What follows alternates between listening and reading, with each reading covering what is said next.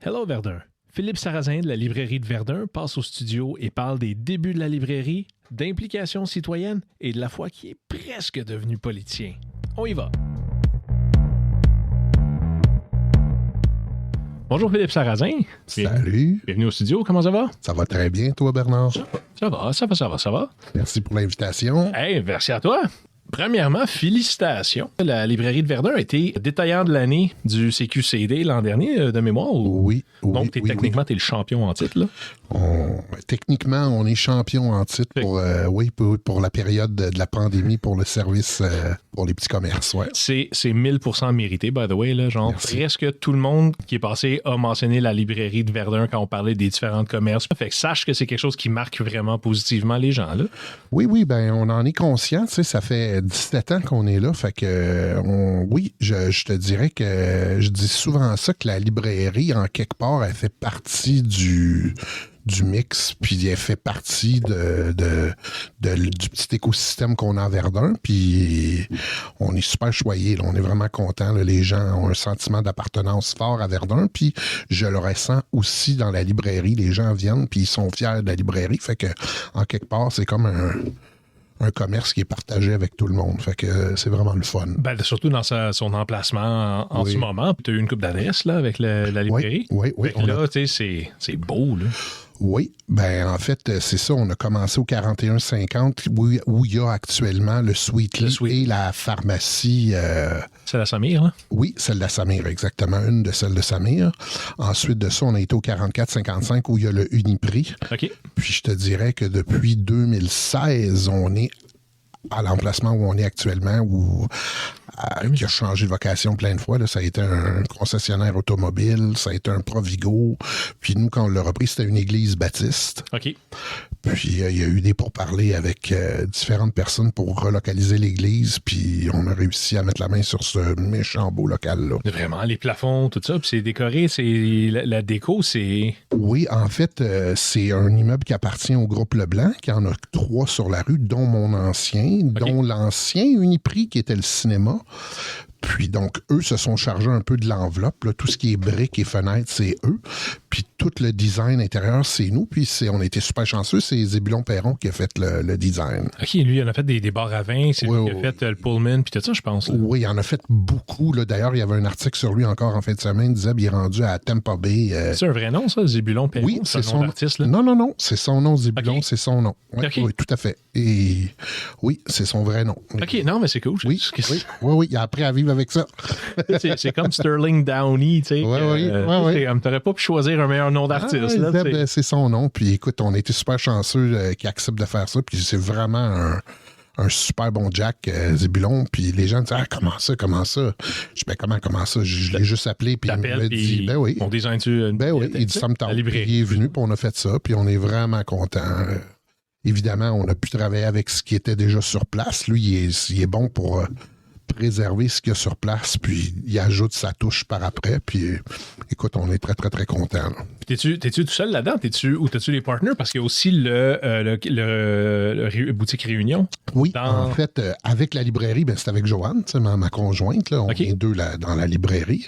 On est aussi les 2 propriétaires de la papeterie, les cahiers de la 3e. Avant, on avait le café. C'est un café, ça? Oui, qui n'a pas survécu à la pandémie. On a décidé de tirer à plug pour plein de raisons, puis s'est recentré sur la papeterie dans ce coin-là. Puis écoute, ça fait 1 an qu'on a ça, bientôt 2 au mois d'août, puis ça va bien, ça va super bien.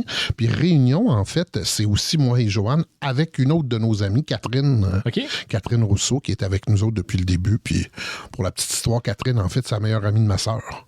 Bon. Puis je la connais depuis qu'elle a 18 ans, Catherine, puis elle travaillait chez Bell, puis elle était tannée.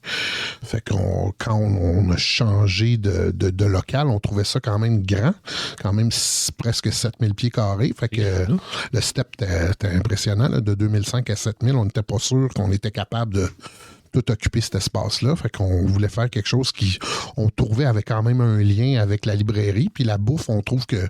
On voulait que ça soit un univers séparé, mais il y a un petit côté épicurien à la bouffe. On trouvait que ça se mariait bien. Puis écoute, la réponse est excellente. Là. Ouais, puis j'aime le placement possiblement stratégique de tous les livres de cuisine sur le mur. Oui, tout à fait. C'est ça. C'est la démarcation. Tu as aussi tout à fait voulu, effectivement. Fait que, oui, on est super... Sérieux, Bernard, on est super contents. Ça va super bien. On est dans des belles années. Quand on était ensemble à SDC, ça commençait. On sentait que le vent avait changé de bord puis qu'on s'en allait dans la bonne direction. Mais là, je te dirais que depuis au moins 3 ans, on vit des belles années. Là. La Wellington va super bien. Là. Très cool. Fait on est bien contents. À un moment donné, c'est une question de timing. Tu es au bon endroit au bon moment. Bon endroit au bon moment, c'est à l'air que c'est au coin de la 3e puis de Wellington maintenant. Ben, la Well, en général, je te dirais, va beaucoup mieux qu'à l'époque quand on a commencé. Puis, il y a un paquet de raisons à ça. Évidemment, moi, je pense que le rôle de Billy Walsh puis de la SDC, c'est quand même un tournant marquant dans comment on a réussi à repositionner la rue puis d'amener un certain côté théâtral, créatif pour attirer des gens sur la rue. Puis, écoute... bord de l'eau, toujours la même recette, 3 métros, bord de l'eau... C'était comme écrit dans le ciel. Là. Un quartier comme ça, proche du centre-ville comme ça pouvait pas ça me semble loin les années des ventes trottoirs puis du Dick Rivers qui joue dans les speakers sur le bord des... Ça avait son charme pareil, mais effectivement... je le dénigre pas, c'est juste ça me semble tellement loin. Ça ne l'est pas tant que ça. Non, là. non, c'est ça. La vérité, c'est que c'est ça, effectivement... c'est une autre, ça m'a l'air d'être une autre époque, comme sans doute a été l'époque où le carrefour en Grignon a vraiment tué la rue quand lui est venu s'installer. Mais là, il y a vraiment un changement de mentalité ou un changement de goût, finalement. Je ne sais pas comment on pourrait qualifier ça, où les gens retrouvent le désir d'aller dehors, d'aller sur la rue, commerce de proximité, les petits indépendants, ça à la cote. Puis écoute, on est peut-être victime un peu de notre succès aussi. Là, parce que les petits indépendants, mais les loyers commencent à être intenses pour... Oui, tout le monde l'a lu, l'article sur la rue la plus cool au monde, incluant les propriétaires. De ce côté-là, j'entends certains locaux qui sont rendus... Qui sont C'est drôle que tu dises ça parce que je me rappelle, quand ça commençait à lever, j'avais eu une conversation avec un gars qui, lui, s'occupait plus de la rue Monkland, dans NBG.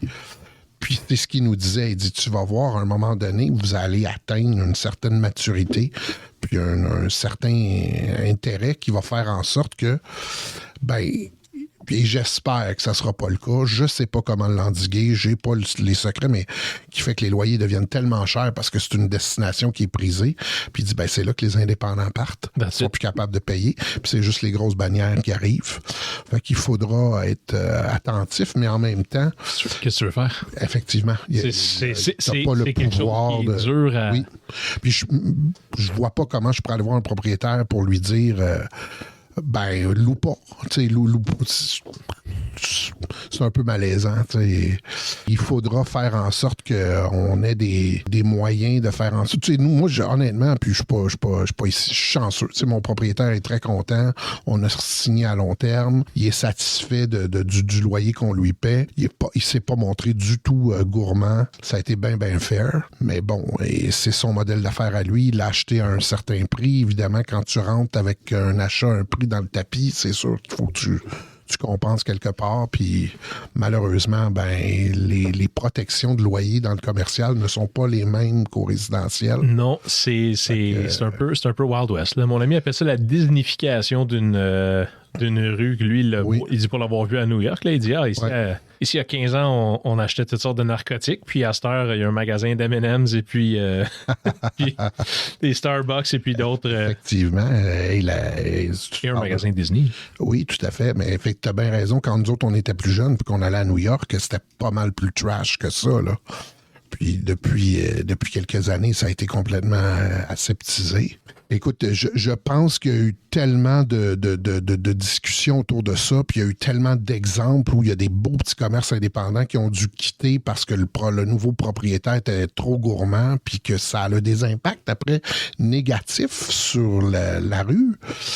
Il va sûrement, je laisse ça aux politiciens, ça c'est leur rôle à eux de trouver une façon de trouver un compromis acceptable pour les deux parties. J'espère qu'on réussit un équilibre. T'sais, on ne peut pas empêcher le progrès, mais qu'on trouve un équilibre. Oui, c'est ça. Il y a une façon, je pense, de conjuguer les intérêts de tout le monde puis de faire en sorte que la rue reste intéressante puis qu'elle ne perde pas toute sa saveur qui, à mon avis, est beaucoup plus apportée par les indépendants que par... les mêmes bannières partout. Moi, je pense que c'est le mix. Le monde, le vibe. Oui, le mix est hyper important. L'autre chose qu'on remarque beaucoup maintenant sur Wellington, c'est qu'il y a beaucoup, beaucoup, beaucoup de restaurants, de bars. Moi qui est plus dans le commerce de détail, je regarde ça puis je me dis, c'est pas facile d'attirer des détaillants, mais c'est important aussi. Si on veut pas devenir une rue Prince-Arthur, faut que ça reste un endroit où il y a des commodités. On est chanceux, il y en a. Il y a des pharmacies, des épiceries, des banques. Écoute, ça va bien, là. Je veux pas être alarmiste aujourd'hui et dire, écoute, c'est la catastrophe. Non, pas du tout. Non, mais on jase, puis on se pose des questions avec des points d'interrogation. Mais prévenir, des fois, c'est mieux de prévoir que d'être en réaction tout le temps. Puis tu as tout à fait raison quand tu dis qu'effectivement, c'est à prévoir qu'il va y avoir des hausses de loyers salés, en espérant que ça se fasse pas trop au détriment des petits commerçants qui ont contribué à ce succès-là, qui ont fait de cette rue-là ce qu'elle est. Puis en même temps, mon cœur, je comprends aussi les proprios de dire, écoute, les années où je louais pas ou les années où c'était tout placardé, puis je faisais pas d'argent non plus. Ouais. Et toi, t'es dans tout, comme exactement. On devient libraire comment? Parce que je me rappelle pas d'avoir eu des amis à l'école qui étaient comme, you know what, l'ingénierie, c'est nice, mais j'aimerais mieux devenir libraire. Ouais. Écoute... D'ailleurs, chose qu'on n'a pas vu venir, mais même il y a 15 ans qu'Amazon allait mettre tout le monde en faillite, puis là, ça revient, là, les Barnes & Noble, qui étaient qui étaient à risque. Qui étaient à cru. Amazon ouvre des librairies papier physiques aussi. Mais comment on devient libraire? Écoute, ça, c'est une histoire que... on est arrivé, moi puis Joanne, on est deux anciens de Gaz Métro Énergir aujourd'hui, qu'on est arrivé un peu comme tout le monde, j'imagine comme toi aussi, début des années 2000, parce que c'était pas cher. Puis on le voyait, moi je le voyais, j'avais une maison sur le plateau Mont-Royal au coin de Lanaudière puis Saint-Grégoire. Quand même.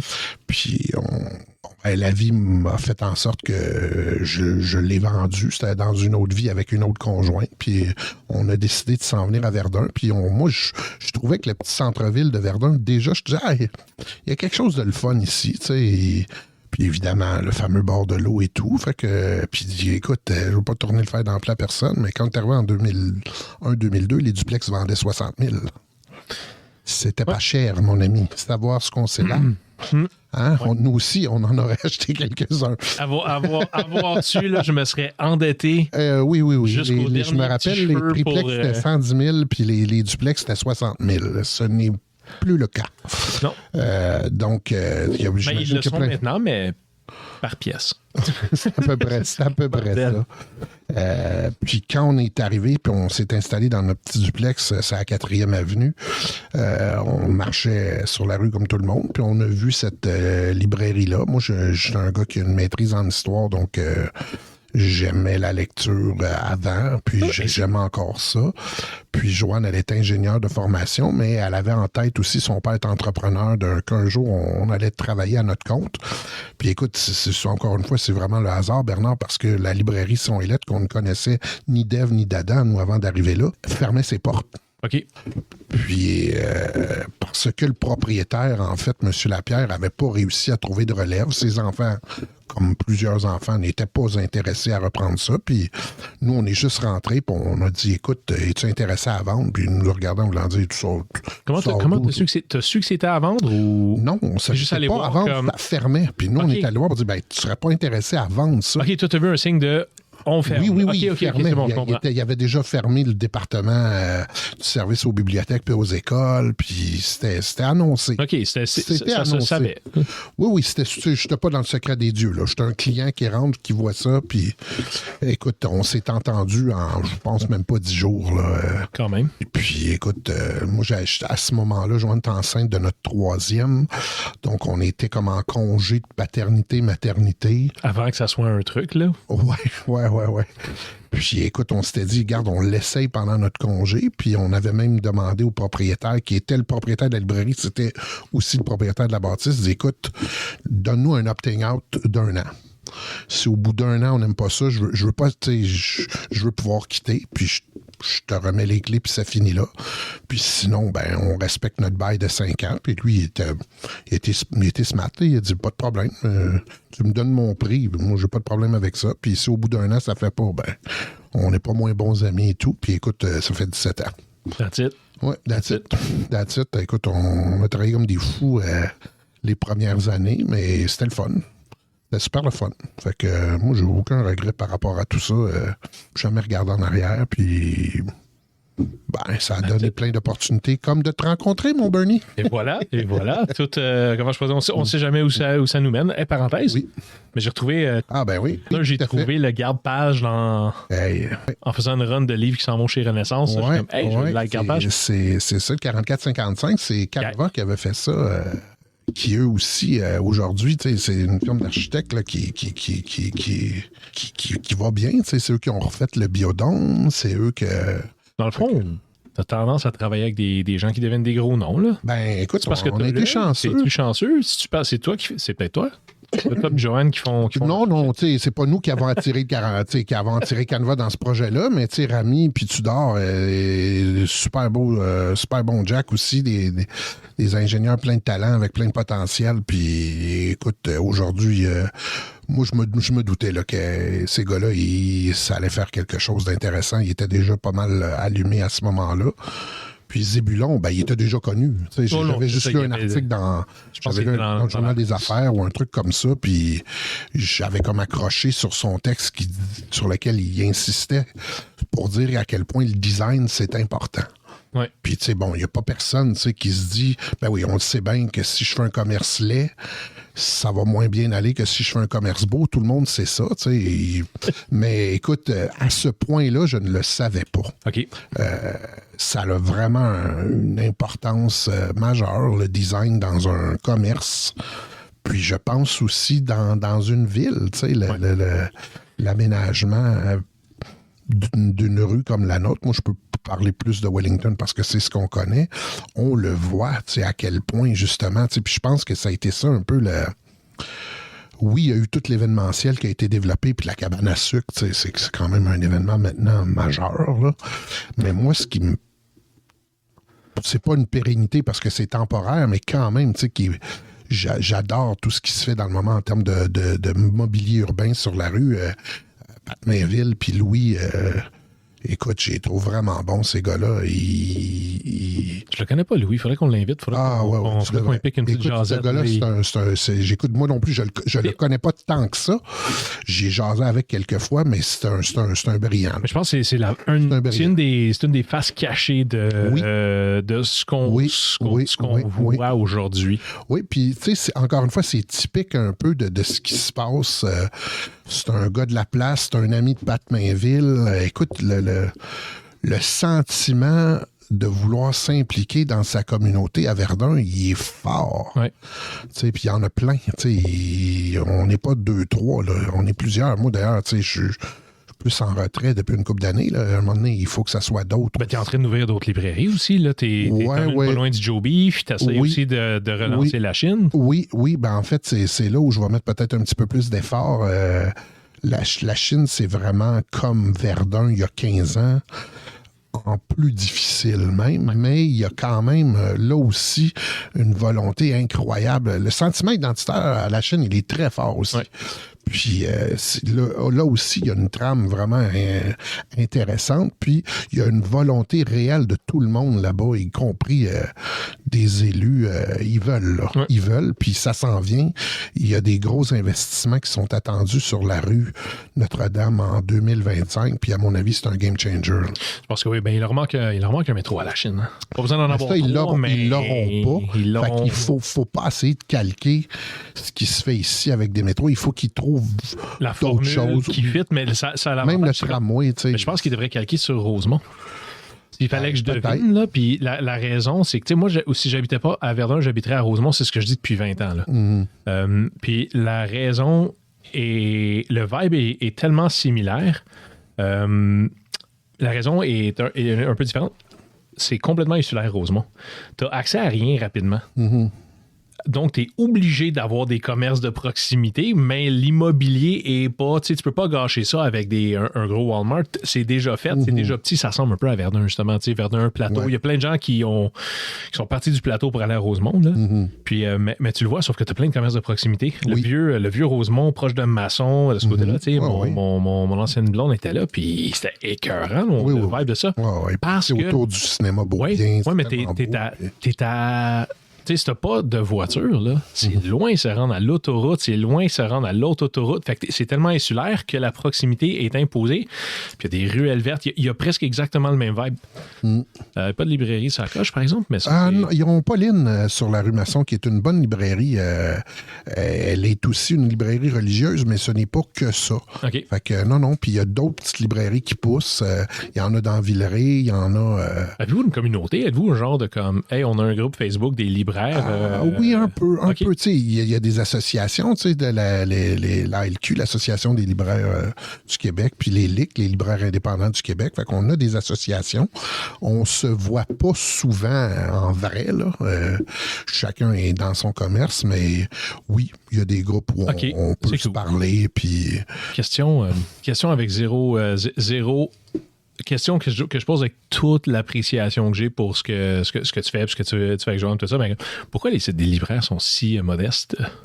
Pourquoi les sites? Les sites web des libraires, des librairies, tu sais, on s'entend, tu sais, moi, je m'attends pas à un Amazon ou à un Renaud-Bré de même, mais souvent, c'est modeste. T'sais, on arrive, on est comme, bon, ben, tu sais, t'as pas d'inventaire à jour, c'est pas un site. Ah, t'as ça? Non. Maintenant, si tu vas sur les libraires, oui, c'est à jour, puis tu peux voir, le site, maintenant, va même faire en sorte que si tu passes une commande de livres, ils vont te diriger vers la librairie je dis n'importe quoi, là, tu commandes 4 livres, là, puis moi, je n'ai juste 2, mais la librairie à côté en a 4. Ils vont te diriger vers eux si tu veux te faire livrer. OK, mais ça, c'est les libraires, donc... Oui, mais c'est nous, ça. Okay. C'est une plateforme... commune qu'on a tous les libraires indépendants. OK. Puis, non, l'inventaire est à jour. Ah, mais je ne savais pas, je connais moins les libraires que la librairie le LDV. Ah oui, ben, c'est sûr que nous, notre site, du fait que maintenant, il y a cette plateforme-là pour les achats en ligne, tu m'aurais parlé des achats en ligne avant la pandémie, là, je t'aurais dit, je m'en sac. Non, je sais, je t'ai parlé des achats en ligne avant de la pandémie. Oui, tu m'as dit, je m'en sac. Mais depuis la pandémie, non, là, on est ailleurs complètement. Ce n'est plus négligeable comme part de marché. Puis, autant l'aspect, par la poste, où nous, on fait affaire aussi avec la roue libre, la livraison en vélo. On le fait nous-mêmes avec nos livreurs à nous. Autant aussi maintenant la cueillette en magasin. Les gens aiment ça aussi. Ils peuvent aller sur le site, réserver, payer, puis ils passent, puis mettons, je sais pas moi, 6h moins quart, je ramasse ma commande, c'est payé. Pratique, là. Oui. Ça, je pense que ça va demeurer. Il y a des comportements qui ont changé depuis la pandémie, puis maintenant, ça fait partie intégrante là, de ce qu'on fait, puis ça va pas changer. Mon objectif, c'est pas de vendre des livres en Gaspésie, là, ça, c'est pas payant, là. La poste, c'est trop cher. Mais au moins bien servir notre communauté. Puis nous, on a comme ambition là, de regarder pour faire en sorte que... Puis on y arrivait pendant la pandémie, qu'on peut te livrer, mettons, en Verdun, on pourrait te livrer en dedans de 3 heures. On pourrait même être meilleur qu'Amazon dans les zones contiguës au magasin sur lesquelles on a le plus de contrôle avec nos livreurs à nous. C'est quelque chose qu'on regarde de près, là. Oui, ils disent que d'avoir d'avoir un grand compétiteur monte la game à tout le monde. Là. Oui. Et je suis pas, évidemment, un fan d'Amazon au sens où c'est aussi prouvé, documenté que ce genre de business-là tue beaucoup les petits commerces indépendants. Fait que puis c'est pas quelqu'un qui réinvestit massivement ou qui s'implique ou qui... Mais écoute, ils ont une recette qui fonctionne. Oui, ben ils ont... Ça fonctionne, là. Moi, ce que je peux apprécier d'Amazon, c'est comment ils ont plein de business. Hein. Les livres, c'était juste le premier. Oui. Moi, c'est comment Amazon devient tellement bon à peu près tout qu'il transforme ce qui est généralement un poste de dépense en une nouvelle business. Autrement dit, on dépense tellement en pub, on va devenir nous-mêmes une plateforme de pub. Parce que on a autant de trafic que Facebook. Oui. Puis ensuite, ils sont là, ça nous prend tellement de données qu'on va, on est rendu bon, on a les centres de données les plus hautes. On va devenir un fournisseur de data puis de centres de données. Tout à fait. Là, moi, je m'attends là, qu'ils vont devenir compétiteurs de Post Canada dans pas longtemps. Là, ils font leur propre livraison, mais à un moment donné, ils vont dire, il reste de la place sur nos camions. Oui, ben ça pourrait, tu sais. Sauf que rendu là, tu mettrais-tu tes livres dans un camion Amazon? Ben, faut jamais dire jamais. Faut voir comment c'est fait. Puis, tu sais, à un moment donné, Bernard, si tu fais ce que ton client veut, si tu l'écoutes pas, puis tu t'entêtes à pas vouloir répondre à ses demandes ou ses besoins, ben, tu t'exposes à des problèmes à moyen puis long terme. Ça sert plus ton client. Exactement. Puis, si l'objectif des gens, c'est d'être livré dans des délais le plus court possible à des prix qui sont intéressants pour celui qui le fait, ben, moi, il faut jamais dire jamais, là. Jamais. Fait que non, pourquoi pas, pourquoi pas. C'est un truc que j'aurais bien aimé développer avec la SDC. Je trouvais qu'à SDC, on devrait avoir notre propre système de livraison à Verdun. Il y aurait quelque chose à faire, je suis persuadé avec ça. Ben, pour ceux qui ne savent pas, toi, tu as été président de la SDC, on dit la Société de développement commercial. Oui. Fait que tu as été président du conseil d'administration, président du CA de la SDC 2 fois. Oui, 2 fois. Je ne sais pas combien d'années au total en tout, mais ouais. C'était quand, environ? Tabarnouche, tu m'as, là... le deuxième mandat, c'était environ 2017. Ça se peut. 2017 à 2021, à peu près. 2020. J'étais là pendant le début de la pandémie. C'est moi qui étais là. Fait que oui, peut-être ça, la deuxième portion. Mais avant ça, c'était pas 15 ans auparavant. Là. Non, pas du tout. Quand on a acheté la librairie en 2006... c'était André Desmarais, en fait, qui était le président du conseil d'administration. Il y avait Jean-François Parenteau, qui était sur le conseil d'administration, qui avait sa boutique autonome. Qui alors n'était que commerçant et professionnel de l'immobilier, je pense. Oui, c'était un très bon agent d'immeuble, Jeff, dans le temps aussi. Puis, en fait, c'est André qui est venu nous chercher. Puis c'est drôle parce qu'aujourd'hui, le président du conseil d'administration, c'est son fils, Philippe. Puis André, ben, c'était le propriétaire. Ben là, maintenant, c'est Philippe. Je pense qu'André a tout cédé à Philippe, le propriétaire de l'agence de voyage, Aéroport Voyage. Fait que assez vite, ils sont venus me demander voudrais-tu participer au conseil d'administration, puis j'avais siégé comme membre du conseil, comme toi, Bernie, dans le fond, tu étais avec nous autres pendant plusieurs années. Puis ensuite de ça, quand André a décidé que c'était assez pour lui, ben c'est moi qui ai pris la relève quelques années. Je te dirais peut-être dans les années 2010, dans ces coins-là, là. C'est ça. Oui, pendant quelques années, on a fait ça. Qu'est-ce qui te pousse à t'impliquer? C'est-tu d'être maître de ton destin, tant qu'à être sur la rue d'influencer de même? Ou t'avais-tu une vision de genre, hey, moi, je vais... Écoute, je te dirais que les deux, peut-être, j'avais le goût de m'impliquer dans mon quartier puis de participer au développement de notre quartier. Puis on avait une belle gang, tu sais... à ce moment-là. Puis nous aussi, tu sais, comme on cherchait à améliorer les choses. Puis tu sais, à un moment donné, je suis partisan de ceux qui pensent que quand tu veux que les choses changent, ben il faut que tu t'impliques. Si tu t'impliques pas puis tu participes pas, ben... Et je comprends que c'est pas tout le monde qui a le goût puis c'est pas tout le monde qui a le temps, mais si tu veux que les choses bougent, ben agis, tu sais, puis... à ce moment-là, ça me tentait, tout simplement. Puis on a eu une belle gang pendant plusieurs années. Puis ça a été super le fun. J'ai appris plein de choses. On a rencontré plein de gens intéressants. On a eu plein de rencontres avec des gens de tout acabit là, pour travailler là-dessus, sur comment on pouvait faire en sorte qu'on allait transformer positivement cette rue-là. Puis écoute, moi j'adorais ça, là. Ça a été bien le fun. Puis après ça, à un moment donné, ça fait son temps, puis tu dis, bon ben, j'ai fait ma part. Ce que je pouvais faire, j'ai fait mon... c'est du bénévolat. Puis à un moment donné, tu dis, ben garde, c'est correct. Un, c'est assez, puis deux, c'est bon qu'il y ait un changement de garde, puis des nouveaux avec des nouvelles idées qui vont pousser ça plus loin ou différemment, puis c'est parfait comme ça. Ferais-tu un troisième mandat? Ah, pas, non. Non. Puis pas parce que, non, tu sais, je pense que là, un moment, je pense pas que ça serait bon. Je pense que c'est correct qu'il y ait du nouveau monde qui prenne la relève puis qui développe ça différemment. Ceci dit, je commence à m'impliquer un petit peu plus à la Chine. Tu sais, c'est sûr que toutes ces choses-là qu'on a vécues ou ces expériences-là qu'on a vécues dans une rue qui est au début, qui est au tout début, ben, tu sais, si je peux contribuer, je vais le faire. Ouais, elle a vécu une couple d'années rough, là, je trouve, dans la rue Notre-Dame à la Chine. Oui, tout à fait. Mais là, je te le dis, là, ça commence. Oui, ça commence. Ça commence. Tu sais, c'est plus ça s'en vient, c'est ça commence. Puis, il y a des choses qui vont être mises en place dans les prochaines années qui vont faire en sorte que ça devrait s'améliorer grandement. Puis, ben, moi, ça m'intéresse de participer à ça. Je trouve que je suis peut-être plus un gars de projet puis de mise en place qu'un gars de maintien, entre guillemets. Moi, je t'entends. C'est la plus well, de créer que d'entretenir. Là. Oui, c'est ça. Toi, tu dis la well.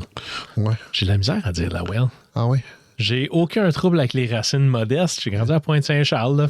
Je suis habitué à gérer des budgets. Un budget ramène de même. Mais moi, la well, j'ai toujours un petit... Wellington. Ça me pique toujours un peu quelque part quand je dis ça. C'est drôle, mais c'est une question que je pose aux gens. Oui. Tu le dis-tu ou tu le dis pas? Fait que je t'entends. Fait que je te... Oui, tu sais, écoute, pourquoi je dis ça?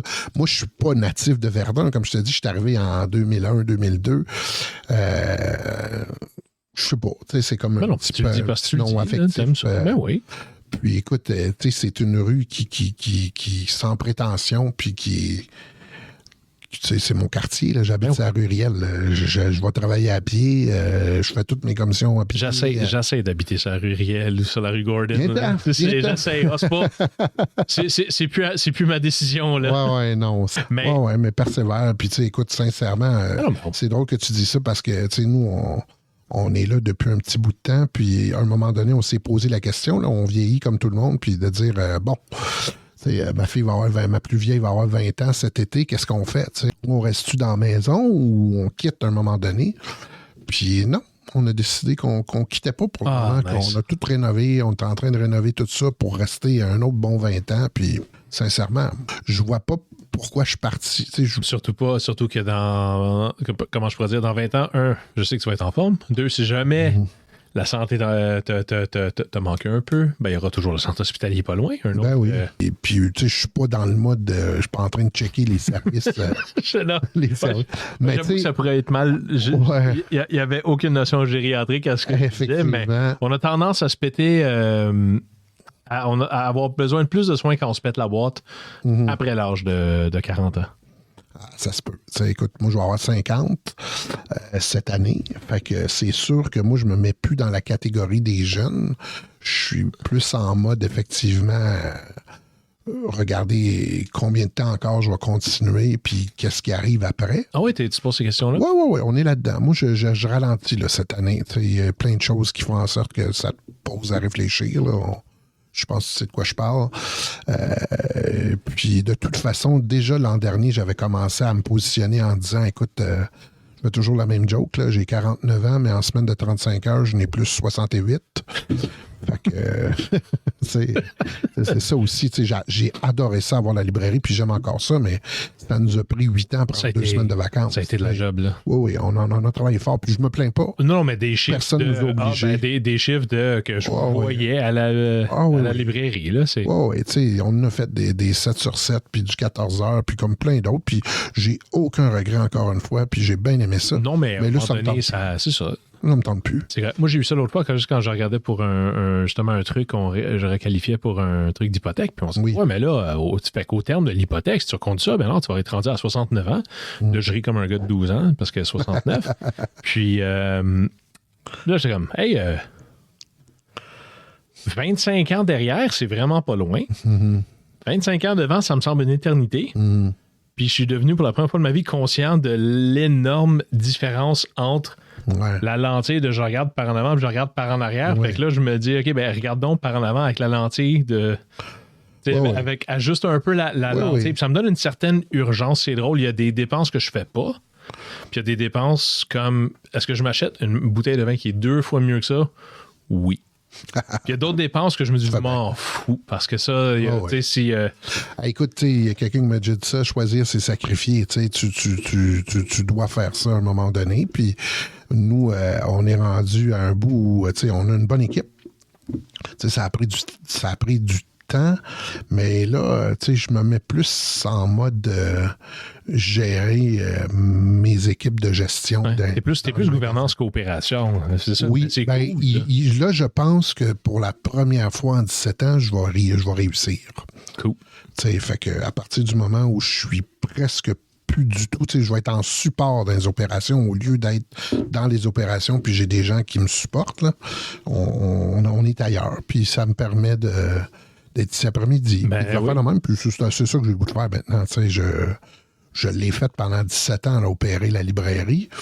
Là, j'ai du bon monde à qui on délègue ça, puis je suis là pour les aider. Évidemment, je suis pas parti, là, mais je suis plus en mode je fais d'autres choses. Mais qu'est-ce qui t'obsède? Tu dis tu fais autre chose. Qu'est-ce qui t'obsède? Dans le bon sens, là, Moi, j'ai mon côté musical, j'ai tout ça. Là, toi, mais qu'est-ce qui t'obsède ces jours-ci au côté projet? Là? Tu sais quoi? Prendre soin de moi, Bernard. Me remettre en forme. Ça fait longtemps que je dis ça, que je veux me remettre en forme. Puis là, je veux mettre du temps là-dessus.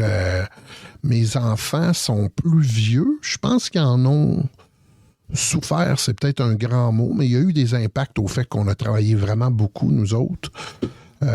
Puis là, ils ont encore besoin de nous autres. Puis j'ai le goût de passer plus de temps avec eux autres aussi. Être à la maison un petit peu plus.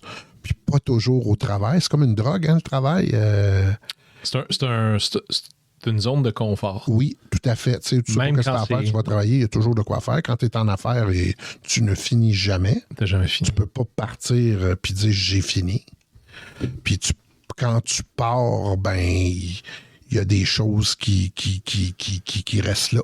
Non, mais t'as jamais fini ta journée. T'arrêtes. Oui, c'est ça. Ta journée, là. Exactement. Fait que là, il faut changer ça.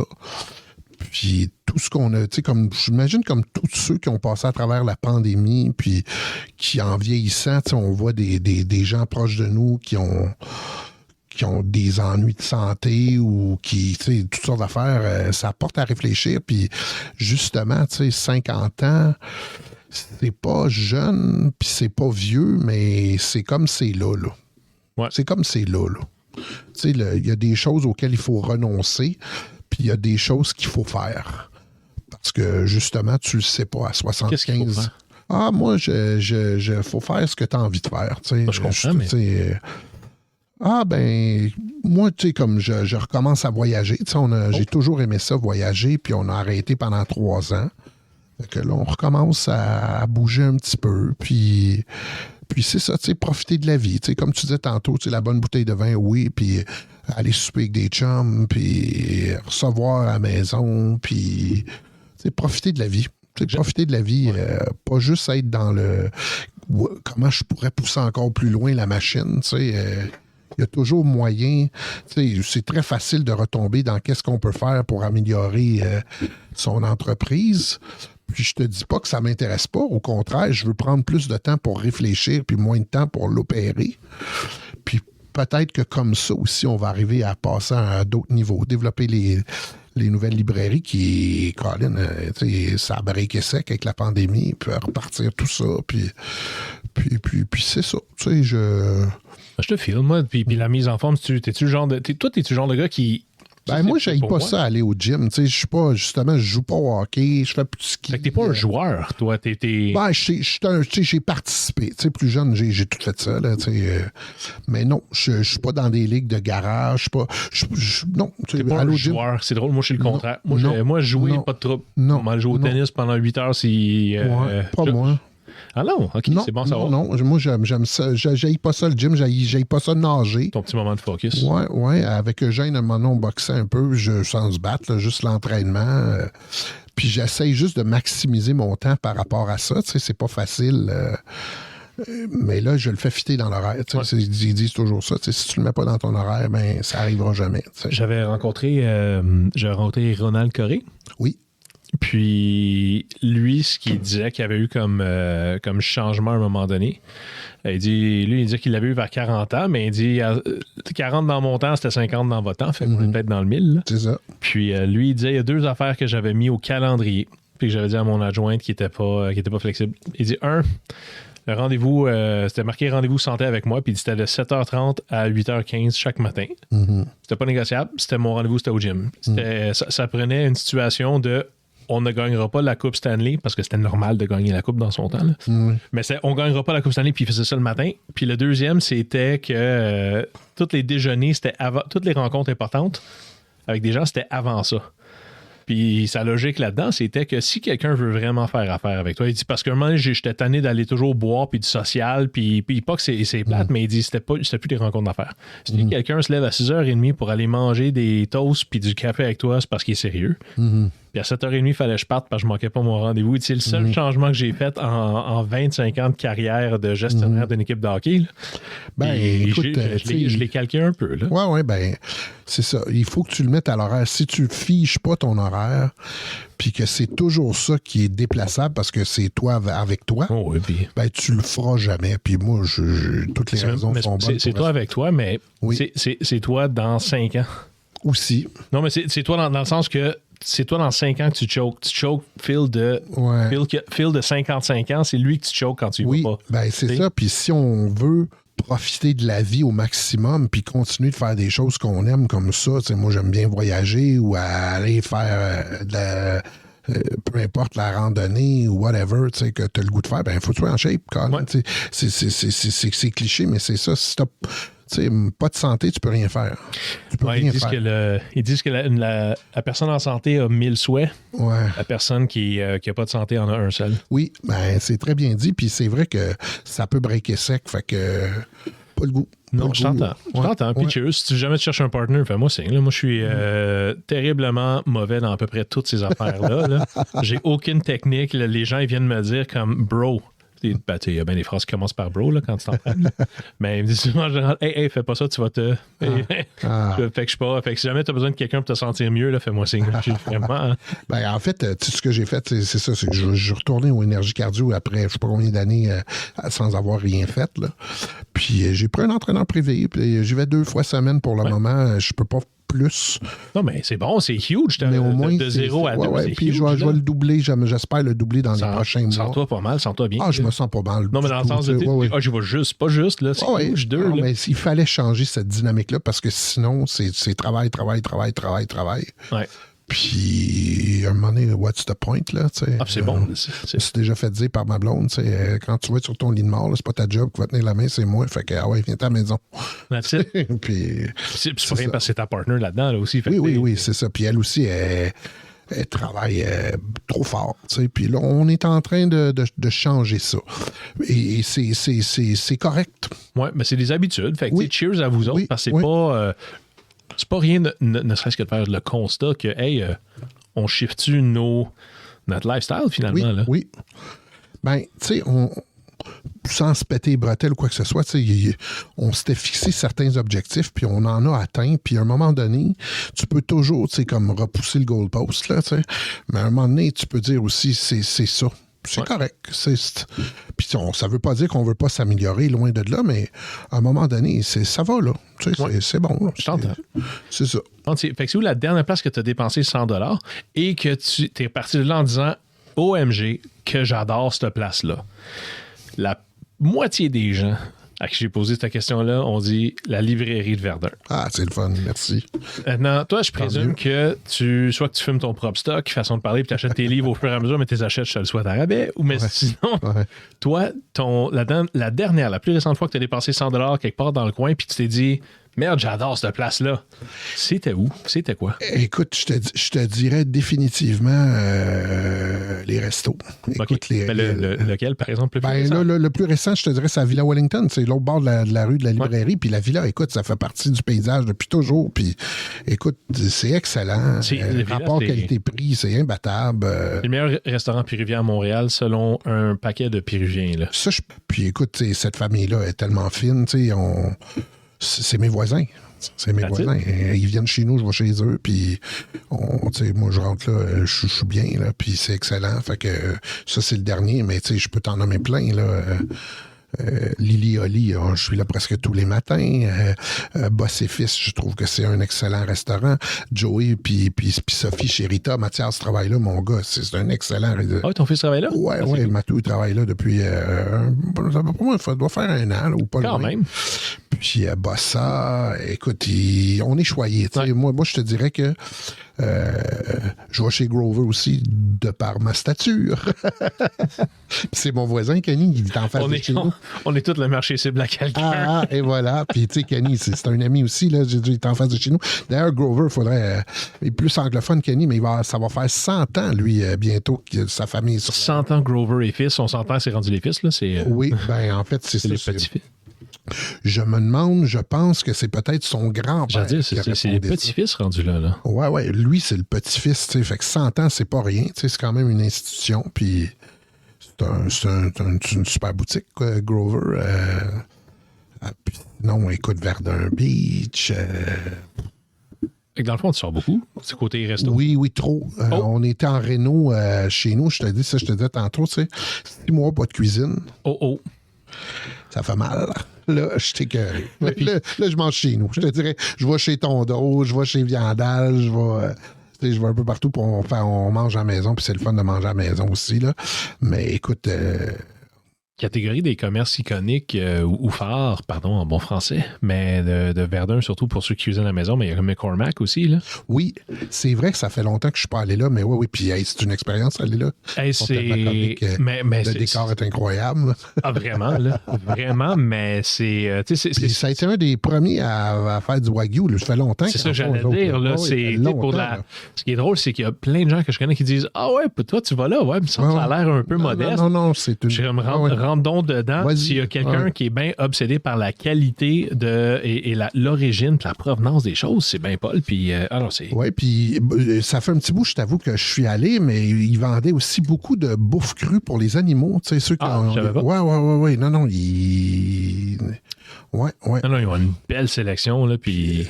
Oui, puis tu sais, ça aussi, on est choyé Copette, c'est une institution pour nous autres, Copette, là, ça fait longtemps qu'ils sont là. Toledo pour le pain maintenant, c'est une belle prise, une belle addition pour l'air. J'adore ça. C'est la meilleure baguette à Montréal, apparemment, en 2022 ou 2021. D'après moi, ils scorent bien, puis ils font du très bon pain, puis c'est fait sur place, écoute, moi, je suis tout le temps ça, tu sais, je veux dire, par nécessité ou par goût, mes amis me trouvent fatigant. C'est toujours encore à Verdun. Oui, j'habite là. Béba, tu sais, aussi. J'ai pas été à Béba. C'est Sophie qui disait qu'il fallait absolument à découvrir. Oui. Non, c'est un must. Là. Y a-tu un plat à découvrir ou tout ce qui est là? De toute façon, aux autres, c'est tout ce qui est là. Bon. Ah oui. Écoute, c'est un très, très, très bon restaurant. On est très chanceux de les avoir. T'sais. On en a eu dans le passé aussi qui sont plus là. Puis Colin, aujourd'hui, il ferait tellement bien. Je pense à... L'autre qui est le Millmans, là, qui était juste avant la poissonnerie. Ouais, Ma Cuisine. Ma Cuisine. Michel Ross, puis ça, c'est tellement bon. Ça, c'était bon. Jean-Michel qui a gagné là, l'émission. Le Trip et Caviar, Jean-Michel Leblond, là, ou John Mike, John Mike pour certains, les intimes, qui a pas changé, hein? Il a ouvert un resto de caviar, là. Avant, c'était Trip et Caviar. Oui, c'était vraiment le fun, là. Écoute, c'était un restaurant. Mais c'était gros, par exemple. C'est que, tu sais, la superficie. Je pense que lui, il aurait aimé, en tout cas, tu y parleras, il est quand même super le fun, là. Mais je pense qu'il aspirait à... C'était comme juste à la fin de la période sèche de Verdun. Ouais. Puis il aurait voulu, je pense, avoir son permis de bar. Puis je sais pas trop qu'est-ce qui est arrivé, mais c'était original ce qu'il faisait. Oui, c'était le fun. Moi, j'aimais le... J'ai adoré. Il y avait une pâte dont le nom m'échappe, mais avec la queue de bœuf, ça, c'était absolument magique. Oui. J'ai moins aimé les Brains Général Tao. C'est drôle qu'elle disait ça. Hein? Ouais. Moi, je trouvais qu'il faisait un os à la moelle incroyable. J'ai pas essayé celui-là. Ouais. Et puis, dans ce sens-là, Joey, petit secret, Joey Dalleva, qui est un super chef au restaurant Chérita, c'est vraiment bon, Chérita. Ceux qui sont pas allés, allez-y. Là. Oui, c'est une pizzeria, mais ils font beaucoup d'autres choses. Moi, c'est drôle, c'est pas de la pizza que je mange quand je vais là, puis c'est une pizzeria, mais ses pâtes sont excellentes. Puis je pense de mémoire, on a vérifié, mais il a engagé un ancien chef de la taverne du Square de Mignonne. Oh, quand même. As-tu connu ça, toi? Tu sais, ça n'a jamais réouvert après la pandémie, puis eux, ils faisaient des affaires intéressantes aussi, notamment de l'os à la moelle, ce que Jean-Michel faisait très bien chez Trip et Caviar. Là. Pigard aussi. Ouais.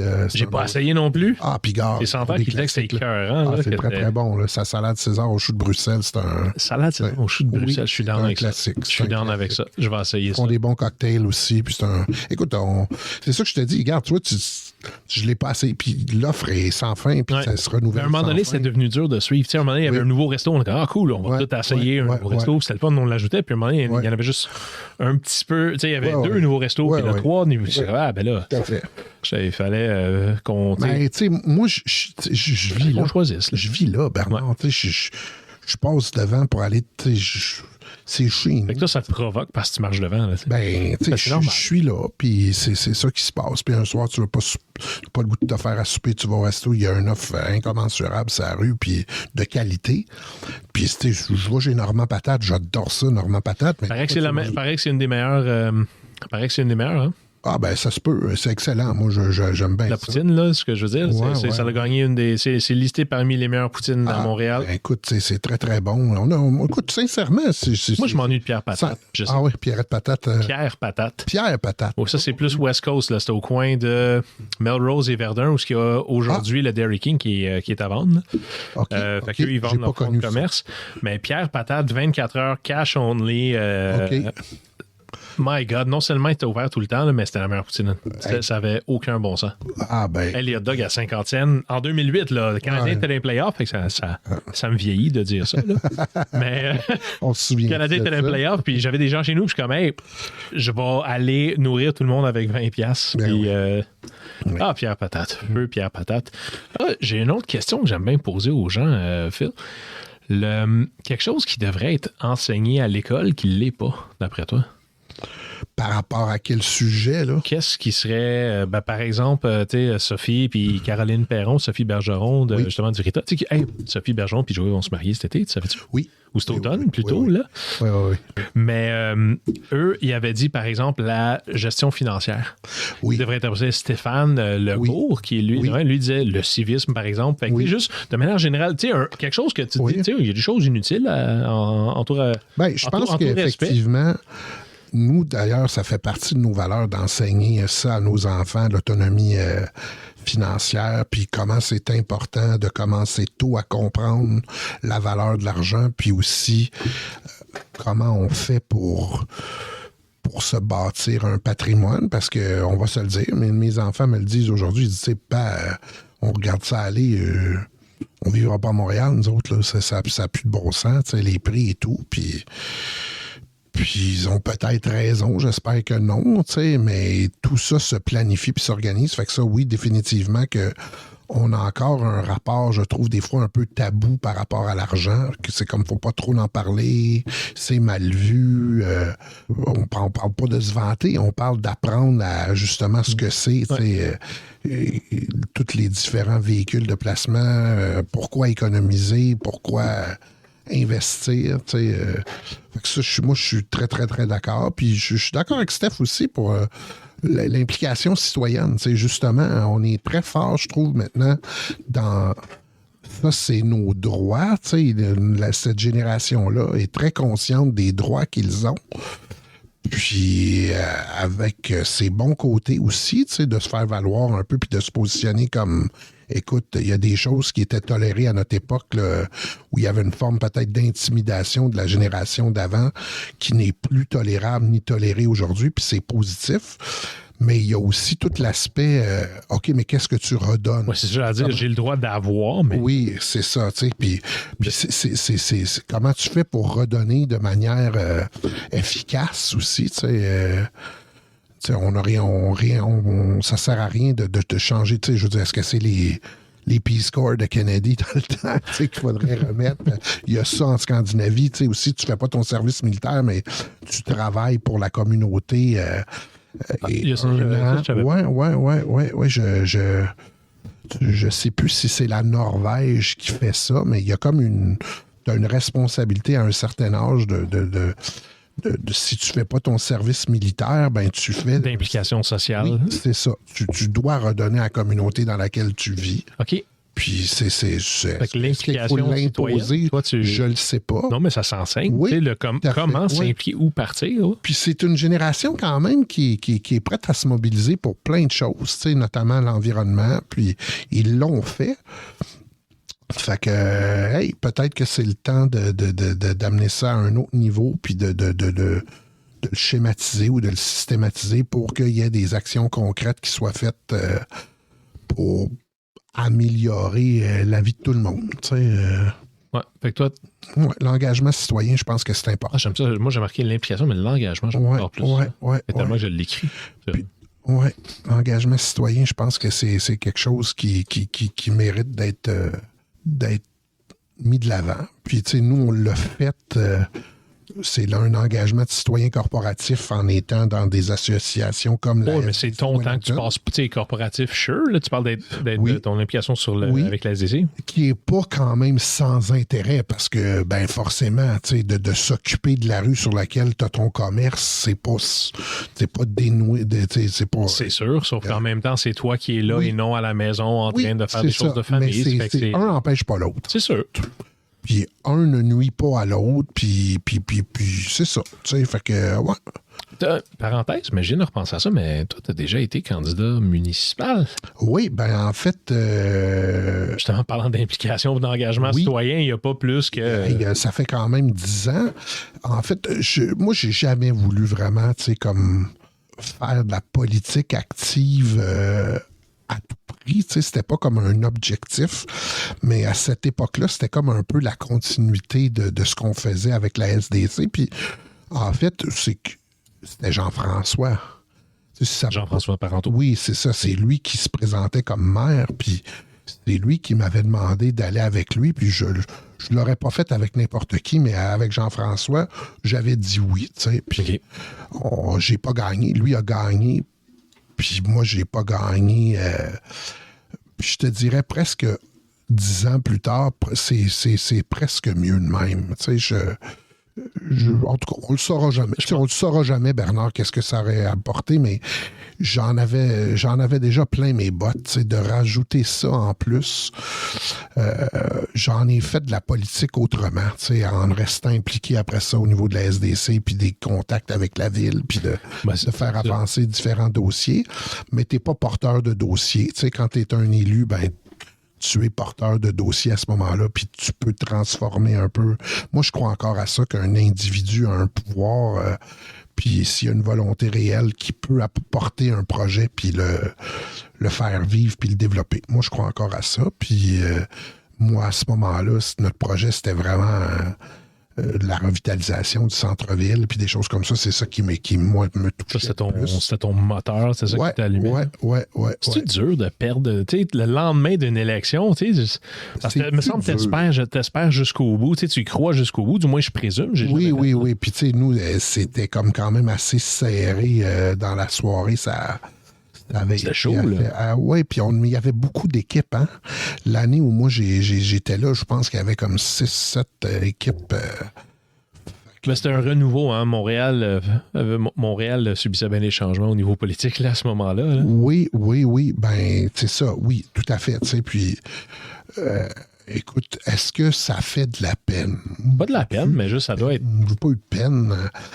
Est-ce qu'il y a une déception? Ben oui, il y en a une, c'est certain, parce que tu fais pas ça pour rien, tu y crois.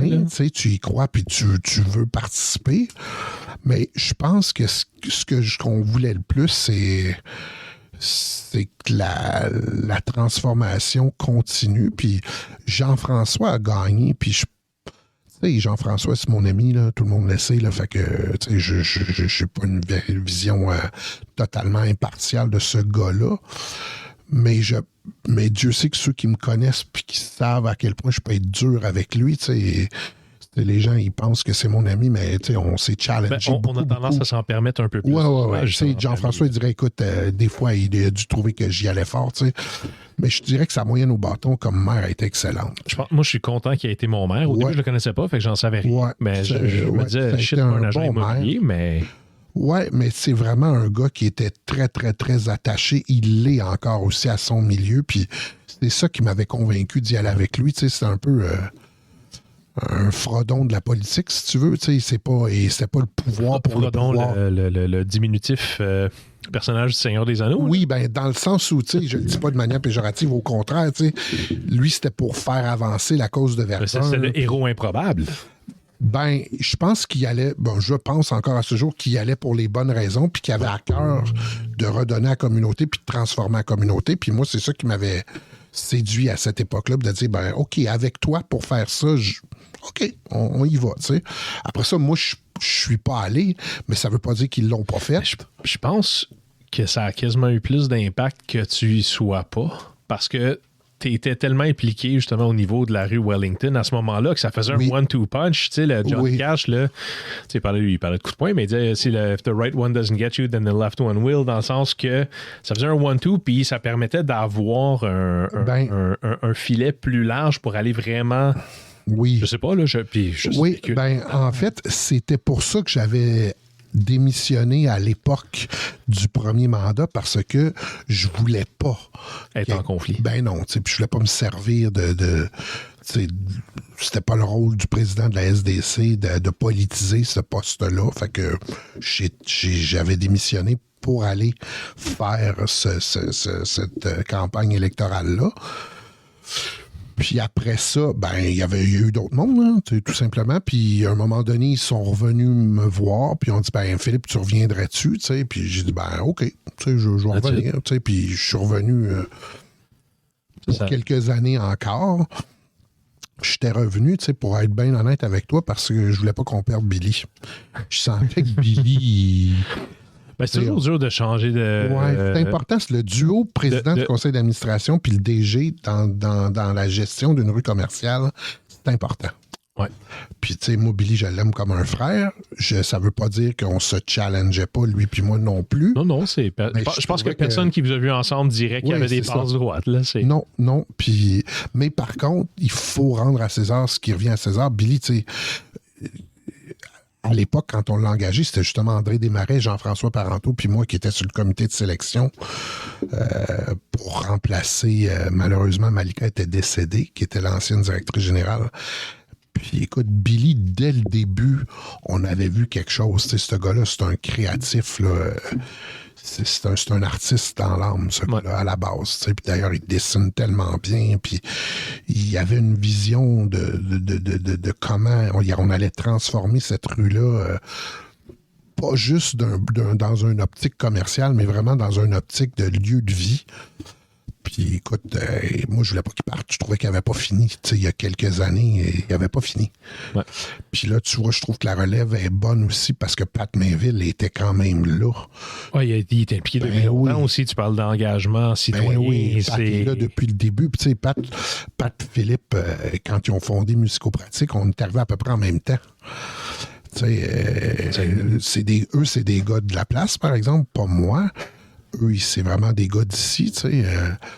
Puis tu vois, je trouve que Patrick s'inscrit très bien dans ce sentiment-là de redonner à la communauté. Puis moi, je pense que c'est ça qui est le secret de Wellington. C'est le monde.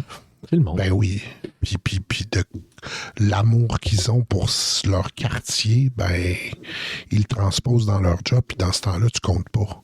C'est ça. Julie aussi, tu sais, qui est là, tu connais Julie. Julie est nice, là, Julie est forte.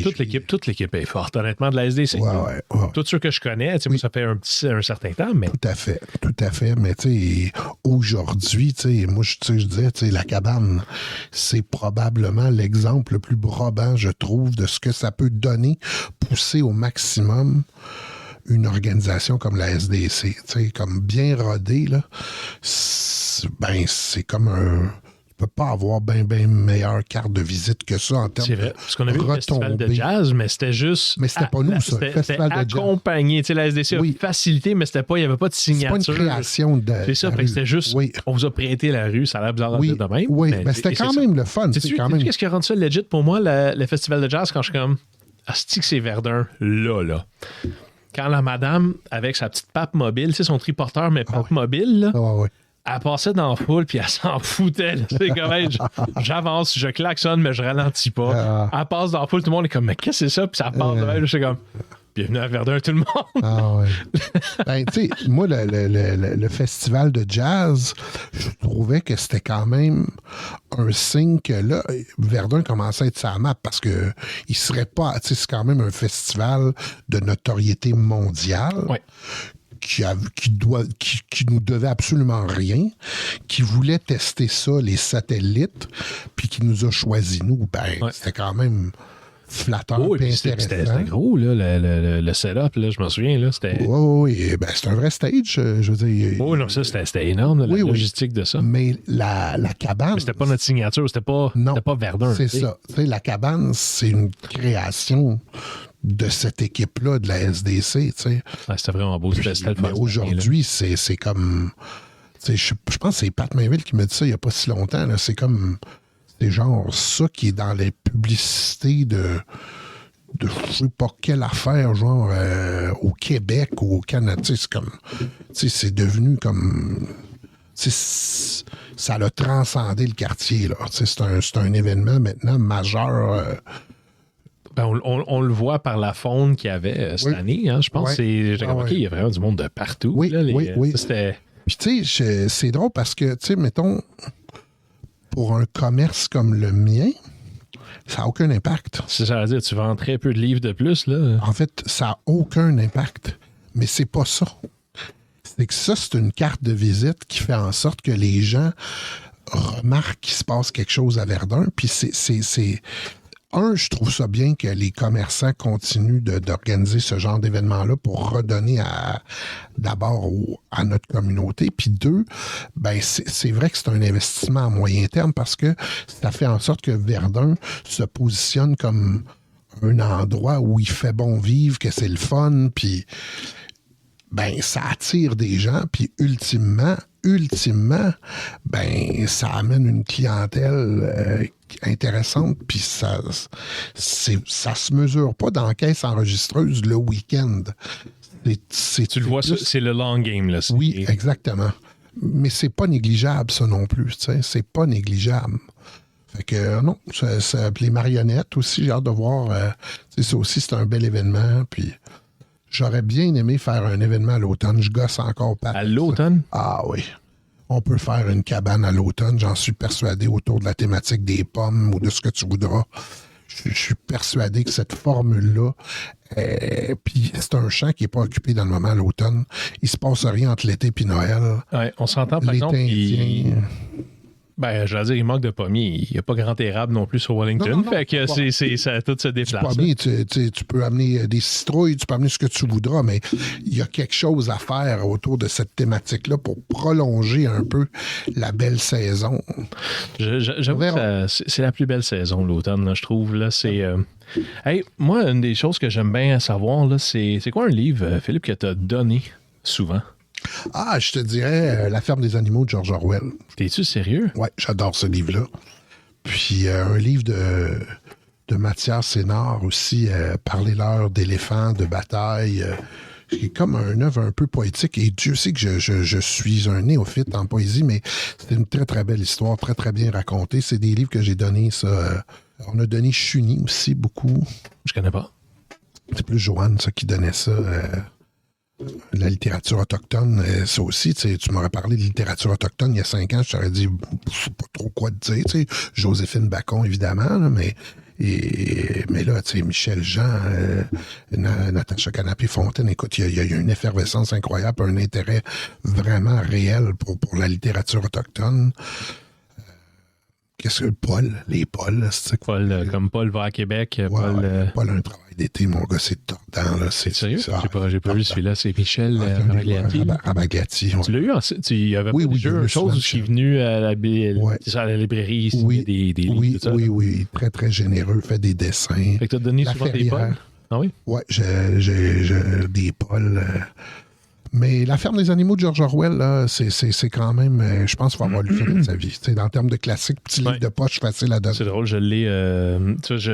Ça, c'est tous mes livres de cuisine. Là. Je fais un downsizing régulier. Là. Je suis passé de 1000 à peu près une vingtaine. OK. Et 1000? J'en achète d'autres, puis j'en redonne d'autres, puis je me dis toujours j'ai downsize parce que toujours la lecture, là, c'est la procrastination intellectuelle. Je vais le relire un jour quand je serai prêt, quand je je vais le reprendre. Je vais le réutiliser. Ouais. C'est un classique, je dois le lire. Puis je trouve que puis c'est juste une taxe pour moi de le voir. Ça me rappelle, ça me frustre plus qu'autre chose. Fait que je me dis, tu sais quoi, je l'ai pas ouvert depuis un sale bout. Puis il y a des livres qui me rendent heureux juste à le voir de côté. George Orwell, La ferme des animaux, là, en est un. Mouse, de Spiegelman. Il faut avoir lu ça, je pense. OK. Ah oui, hein, fait que ça. Mais j'aime vraiment ça. J'aime donc bien ça. Fait qu'en même temps, là, même catégorie diversité. Qu'est-ce qu'on ajoute à la playlist? C'est Pat Mainville, justement, on a eu l'idée quand on faisait l'épisode. On se part une playlist Radio Verdun, puis on ajoute quelque chose à chaque fois. Fait que c'est all over the place, là. On a Sophie qui a choisi Voyage. On a Pat qui a choisi On se gâte all dress. On a Sterling. Pat, je m'en allais quasiment dire ça. Quand ils sont venus là, à la cabane, moi, mon gars, je jubilais. Là. J'ai trouvé tard. Je l'ai manqué. En plus. T'as manqué ça? Ben, ça, c'était quelque chose. Le bleu, jeans bleu, là, moi, j'ai manqué chose. Ça. Galaxy aussi qui était venu, c'était quand même cool, là, dans la même cabane. Ben, c'est ça, non, c'était des gros jours, mais ouais, fait qu'il y avait ça, fait qu'on ajoute de quoi? Sterling Downey a choisi quelque chose de plus irlandais, là. On avait. U2. Comment? Il a choisi U2. Non, quelque chose de. Non, c'est pas. Ça vient d'Irlande, U2, mais c'est pas très irlandais. Mm-hmm. C'est à part quelques références. Fait que, tu sais, Philippe, on ajoute quoi à la playlist? Hey, qu'est-ce qu'on ajoute? Une toune, là. Tu peux pas dire un band, là. Tu peux pas dire. Faut que je te dise une chanson. Ouais, on nomme une chanson. Il y en a tellement, là, des belles chansons. Mais n'importe quoi. Qu'est-ce que c'était? Le printemps à Verdun 2023, là. Hey, là, qu'est-ce que je t'ai dit? Il n'y a pas de mauvaise réponse, tu sais. Écoute, je vais te dire A Day in the Life des Beatles. Oh! Ce qui est, à mon avis, une de leurs meilleures. J'avoue, c'est pas pire. Elle me dit, je suis pas un grand connaisseur des Beatles. C'est sur J'ai une tasse puis un t-shirt, mais... Sgt. Pepper, quand même un bon album. Puis sinon, plus mélancolique, une très belle chanson, Voir un ami pleurer, de Jacques Brel. Oh! Quand même... un texte incroyable. Ouais. Hey, j'aime ça. En échange, je vais en pitcher une, je me gâte. Ah oui donc? Je bounce sur la toune qu'on me donne, puis moi, j'en rajoute une. Une des plus belles chansons de Jacques Brel, c'est une reprise de Jacques Brel par Nina Simone. Tu connais Nina Simone? Oui. Elle a fait Ne me quitte pas. Ah. C'est une des affaires les plus belles et tristes Elle chante en français. Je suis sûr qu'elle parle peu français, mais elle avait quitté les États-Unis pour la France parce que les États-Unis, c'était trop raciste à ce moment-là. Ouais, c'est possible. Puis elle est allée joindre dans le Saint-Germain. Puis là, on voit les albums, puis le style, tout ce qui est le jazz Saint-Germain. Mais ça, c'est issu beaucoup de la culture du jazz américain qui a quitté Miles Davis. Oui. Ils sont tous allés se rejoindre à Saint-Germain. Miles Davis, d'ailleurs, sa période à Paris, il y a la pièce de... L'ascenseur pour l'échafaud. Non, Robert Lepage, là. Oui, ben avec Marc Labrèche, des aiguilles et l'opium, je pense. Oui, c'était tellement bon. C'était excellent. Est-ce qu'ils peuvent le refaire? Ça serait... Ce gars-là, là, c'est un génie en termes d'utilisation de l'espace. Là, il est incroyable. Ben, la scène, c'était un cube. Ah ouais, c'était incroyable. Comment il transforme ça, puis comment il fait C'était tellement... Ça nous manque à Verdun, il me semble, un théâtre. Ouais. Il me semble ça attire, je sais pas, mais... Est-ce qu'il y en a des pièces de théâtre au quai ou c'est plus du cinéma? Je pense pas qu'il y ait de théâtre. J'ai juste été à l'école de cirque, mais il me semble une place, on peut, tu sais, on a déjà eu Nirvana, Pearl Jam qui a fait des shows à l'auditorium. Hey. On a déjà été un lieu de représentation musicale. On l'a avec la cabane, mais je sais pas, il me semble que j'irais voir des shows. Là. Ben, je pensais que c'était ce qu'ils voulaient faire avec la réfection de l'auditorium, justement. Okay. Je sais pas si ça va venir. Je sais pas. Il me semble qu'il est trop tard pour Nirvana. Là. Il est un peu Pearl Jam, c'est encore possible. Par exemple, Eddie Vedder, quelle voix. Ouais, mais tu sais, c'est rendu un peu les Grateful Dead, hein. Tu sais, Pearl Jam, là. On a plus 15 ans dans le sens que Grateful Dead, quand j'avais genre 14 ans, c'était tout le monde a un band qui a déjà été grand, puis qui sont là, puis qui t'offrent, tu sais, puis que c'est incroyable, puis on me vantait les talents. Mais je le feelais moins. Je présume que le monde de 14 ans aujourd'hui feel moins Pearl Jam. Ah, Colin, pourtant, Black, des chansons comme ça, c'était... Black Unplugged, c'est une des meilleures tunes ever, là. Release Me. On s'entend, là. Ouais. Mais c'est justement, tu vois, dans mes disques, j'ai plus un seul disque, sauf en haut, le disque Pearl Jam 10, qui était mon premier CD. C'est le seul CD que j'ai gardé. Ah ouais, hein? Fait que je peux... tout le reste, je me fie à dire Radiohead, Fake Plastic Trees, c'est quand même une très bonne chanson aussi. Il y en a tellement. Ouais, mais t'as choisi Day in the Life puis voir un ami pleurer de Brel. Je suis satisfait de mes choix. Bon, honnêtement, c'est des choix solides. Là. Hey Phil, merci d'avoir fait un... Oh! Je t'aurais dit aussi, à mon avis, une des plus grandes chansons québécoises, c'est Richard Desjardins et les Yankees. Les Yankees de Richard Desjardins. Ah ouais. Ça, c'est... À mon avis, c'est dans mon top 5 des chansons québécoises. All right. C'est nous autres qui fait les règles, fait qu'on va mettre exactement le nombre de tunes que ça nous tente là, de ce côté-là. C'est toi le boss, mon... moi, je suis juste le gars qui écrit ça. Là. Hey, merci d'être venu faire un tour. Moi, je dis qu'on rappe ça là-dessus. Parfait. Hey, merci Philippe. Puis bonne chance pour la suite du printemps. J'imagine que c'est une grosse saison. Là. Oui, nous autres, c'est la grosse saison pour les institutions, le printemps. Les écoles, c'est quand même non négligeable pour nous autres. Très, très cool. Merci Philippe. Bernard. À bientôt. Ciao.